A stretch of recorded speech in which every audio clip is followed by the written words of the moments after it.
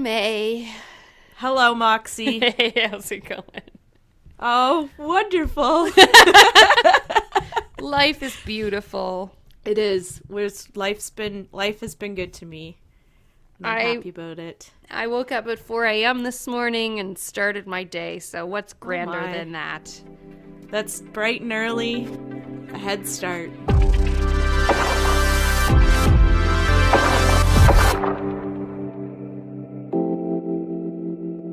For those of you who haven't joined us before, hi, I'm Moxey, and this is May. Hello. And we are... what are we? Lifelong best friends. Yes! And we are lifelong best friends. And we're here to talk to you because we want to spread the word of the spiritual awakening we've had, that if you put a lot of love out there in the world, you get a lot more love back. It's an exponential amount of love, and we feel everyone has this power in them, and we want you folks to have that power too. We certainly do. And once you are attuned to being able to receive these transmissions of love that are sent out, you'll find that you yourself become your own transmitter. You'll start sending them out as well, just sometimes without even thinking. They'll just radiate from you. And not only that, you will vibrate with this energy and just enhance it when you're sending it out to people. Mostly we talk about our lives, but then we try to relate it about how you can get some of this love and give out love in your lives too, even if you have to start small and just think of little things too. That's okay. Look for the little love. Look for the little love. I just got back from a retreat with a bunch of my coworkers. Oh, and fun. It was actually a lovely time, even though we're in the dead of winter in Canada. So that was good. That does sound really nice. What kind of setup was it? Like, where were you staying? So we rented an Airbnb. We had rented the same one last year. Okay. And there's 10 of us, and it's like a 6-bedroom house. And then also this year they were generous enough to include like I'll describe it as a tiny house that was like another one-room house with a hide-a-bed in it. So just a little guest house, a bunk house. it's like a bunk house, but I mean, nicer than my house type bunk house. Well, yeah. I don't mean that for you. I mean, like, my house, most other Airbnbs I stay in are nicer than my house. It was like a brand new kitchen, and the TV was actually mounted on the wall instead of on the mantle where I sit mine. I know. It was me too. Luxury. So we had the tiny house, so it was very close quarters, one kitchen, and we all, split making the food and cleaning and stuff. Nice. And it was a good time. We had done it last year, and it worked out really well, so we did it again. But it's nice to do it, and it's definitely people I don't get a lot of interaction with at work because you're always so busy, and that's a real life issue too, that you forget people are humans and have love in their life when you work with them every day because they're just doing their thing. That is so true. You just become desensitized to them being around you. Yeah, and they're just other people, not loving beings, I guess. Yeah. And it's so important. The people that you work with, they're a team. And you're around them every day, they're going to be receiving a lot of energy from you. So it's really important, I think, to have like an openness where you're able to send out your love, your communication energies to them, and also be open to receiving them in return. Mm-hmm, definitely. That was, I believe it's the it's the fluorite that you can use to kind of have like, if you already have a toxic work environment, or if you just want to be closer with your coworkers, it acts as kind of like the same way as like a filter, like a water filter would. It can be like the Brita of your work experience. So if those of you who are listening have no idea what May is talking about, May usually briefs us on a crystal because I sure do. Well, she thinks they have power, and I know they're a placebo effect. But they're lovely. They look nice. You can't deny that. They are very beautiful. Placebos still give a positive effect. That's so, right. She had introduced us to fluorite the other week. Do you have a new crystal for us this week? I actually do. Oh, what a coincidence. First, though, it kind of ties into my testimonial for the day, so I think I might start off with that. Sure, tell me all about it. Well, I was just, as people know, I do a lot of crafting. Anyone who follows me on my Instagram, Mei Wonderful, MEI Wonderful, they've probably seen that I do a lot of sewing and a lot of knitting. You know, I do some crochet, a little bit of drawing. And the reason that I do these things is because I find it very calming to myself. It's almost a way of meditating on something, and then at the end you have this physical result that you can look at and you could say, look, I've made this. Yeah. And I was kind of thinking about the idea that putting an intention into something while you're doing it could help maybe to almost store that. So maybe while you're making this out, when you're in a good mindset, when you're in a good place, when you have a really good euphorolytic energy in you, you know, maybe you're picking up your knitting and you're thinking as you're knitting and you're purling that you can be sending your energy into this garment that you're making. Maybe you're making a pair of mittens.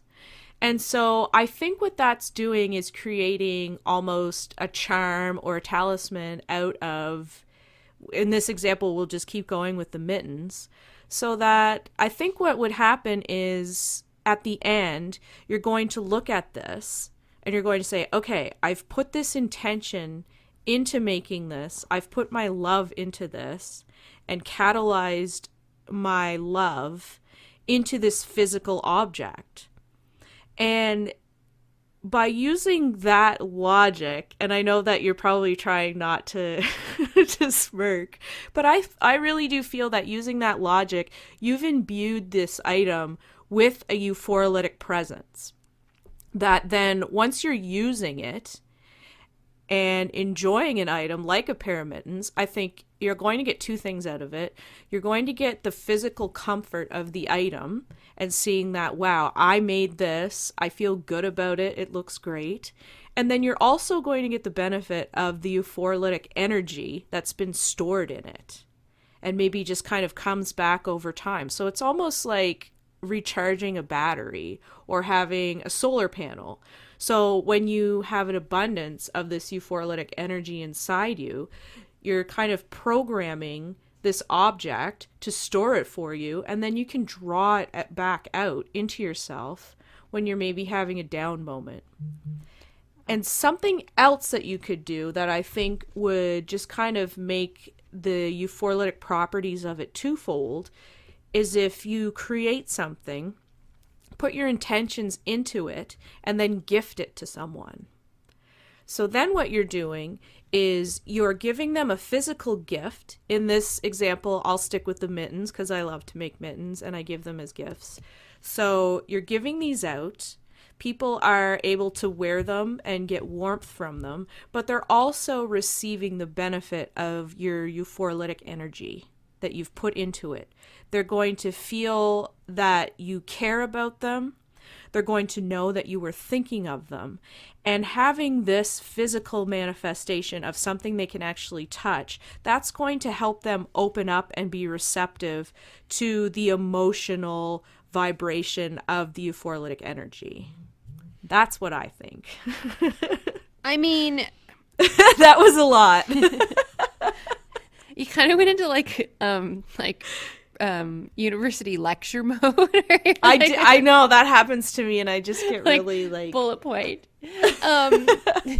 PowerPoint. I mean, yeah, I get it because I mean, I think that's something we, or at least, I mean, I like to make things and give them to people too, not knitting, but other stuff. I think that's something we already kind of do and feel. We just haven't put the thought into it that that's what's actually happening. Yeah, I think, for sure. I think that. And that's why I was kind of saying, like, you know, this is something I already do, but I was just kind of thinking about it, you know, earlier today while I was knitting. Honestly, I was just thinking about, you know, I put my intentions into thinking about something I want to say to somebody, or I put my intention into, like selecting a gift for someone. Yeah. Why not would you then be able to put that same energy actually into something that they're going to be able to draw from later and feel that the same way that you would think like, oh, this is a very thoughtful gift, or this is nice, or, or when you see something and you're like, oh, Moxey would really like this, or this reminds me of Moxey. Which is kind of funny because that's kind of a complete removal of what we were talking about last week of having less material I know. things. So let me follow that point No, up. I was going to suggest something too, but you go ahead. Yeah. What I do is I take a photo of it and send you the photo because I know that you don't necessarily want me buying you a bunch of knickknacks. Well, yeah, no, and you could also argue too, like, if we have more intentional buying in our life and we're buying something or making something because someone truly would love it, then those are the things you should actually own instead of, say, same thing like the mittens you see in the store. You're just like, oh, I need something to keep my hands warm, and you grab them. So there is that aspect too. Yeah.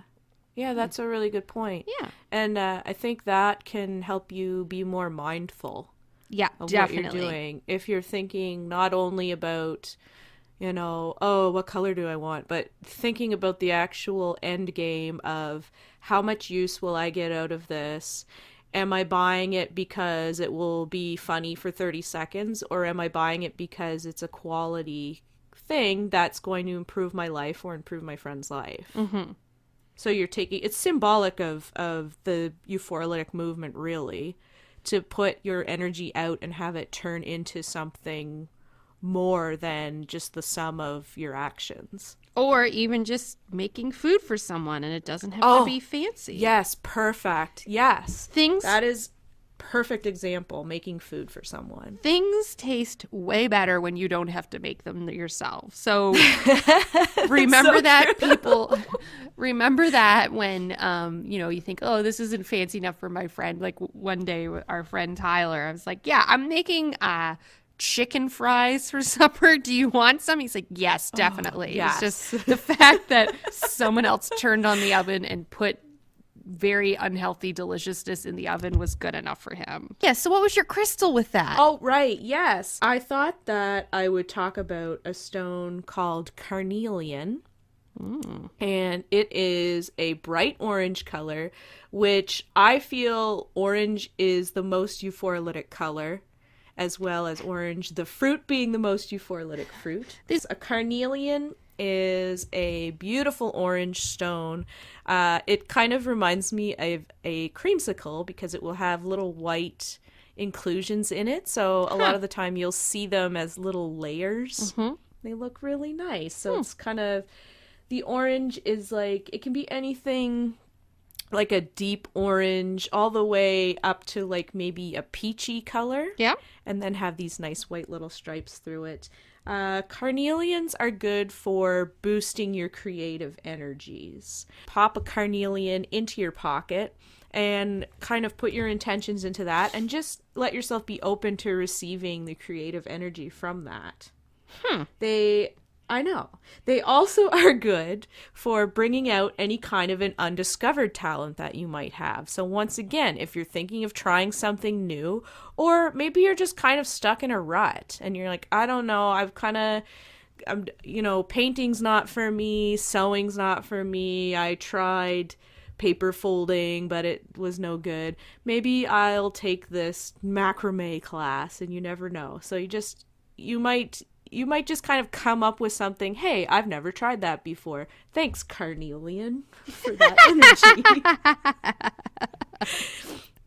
And it's a good stone to use because it creates a harmony between your mental focus and creative inspiration. So it's just bringing kind of the right and left sides of your brain together to work on a common goal. Adele is said to travel with carnelian stones, and she has them with her while she's performing. Well, if it's good enough for Adele, it's good enough for me. I know. Why wouldn't it be good enough for the rest of us? Carnelians. Interesting. Put them in your pocket, paint a picture, sing to a sold-out stadium.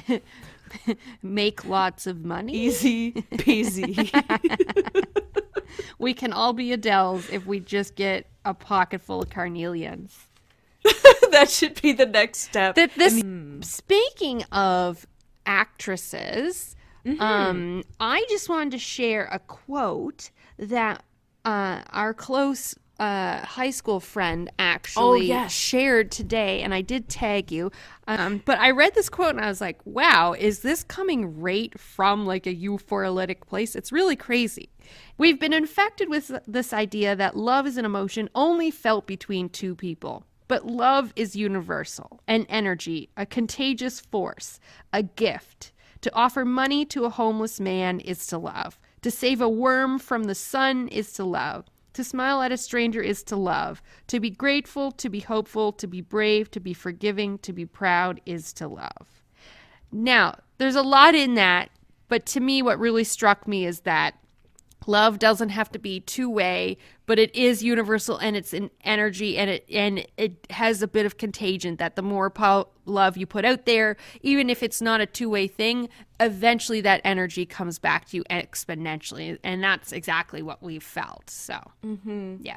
I love that quote. That's really nice. So I always try to do little things just to make I try to think, how would I feel if someone just smiled at me? It'd be nice. So, but admittedly, that is something like maybe if we look at the perspective of the other person and have empathy and give out love to people more often, then things will go better for everyone. Because if you start doing that, maybe they'll feel a little less burned or a little more encouraged in their own lives, and give a little bit love out to someone else, and that chain effect will become this exponential growth, and you'll feel love back for sure.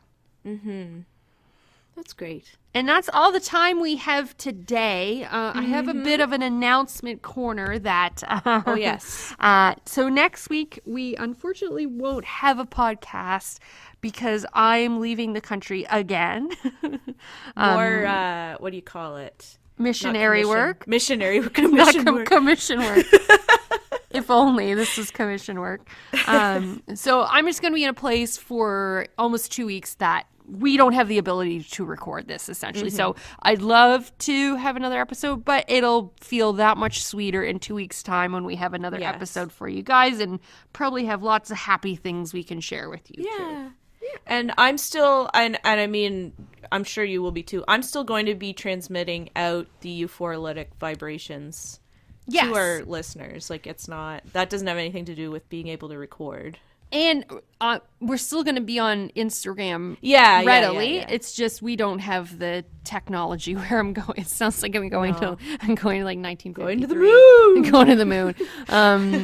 So we'll still be on social media. So please forward us. We can give you the most up-to-date info, what's going on, or reach out to us publicly or privately. We'll happily chat with you at Euphorolytic, EUPHORALYTIC. And that is one place you can get a hold of us. But one other place that maybe you can send us your message, even if we can't respond, is if you give us an iTunes review of our podcast. That would be wonderful. I guess it's now called Apple Podcasts. Oh. But okay. That is super loving to us, because the more positive reviews we get, the more we can share this message with other people. So that would be great too. Yeah, you're helping us boost the message. Yeah. For sure. So, and oh, sorry. Go ahead. I was just going to say, if there are any craft projects that people are working on, go ahead and tag us, because I love to look at people's crafts.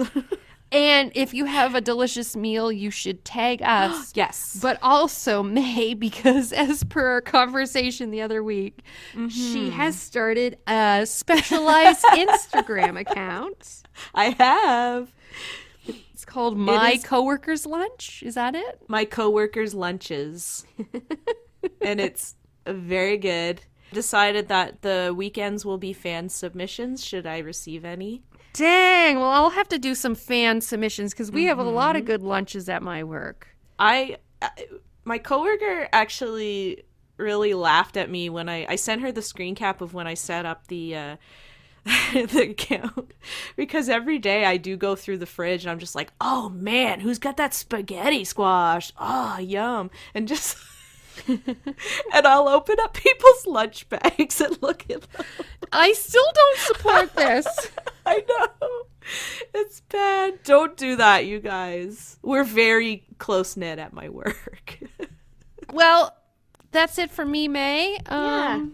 Have a lovely couple of weeks. We'll be in touch, but everyone out there, if we don't talk to you, have a lovely couple of weeks. Yes. You can at least think of us when you wear your mittens that someone has knit for you, or you think you have a really great lunch at work.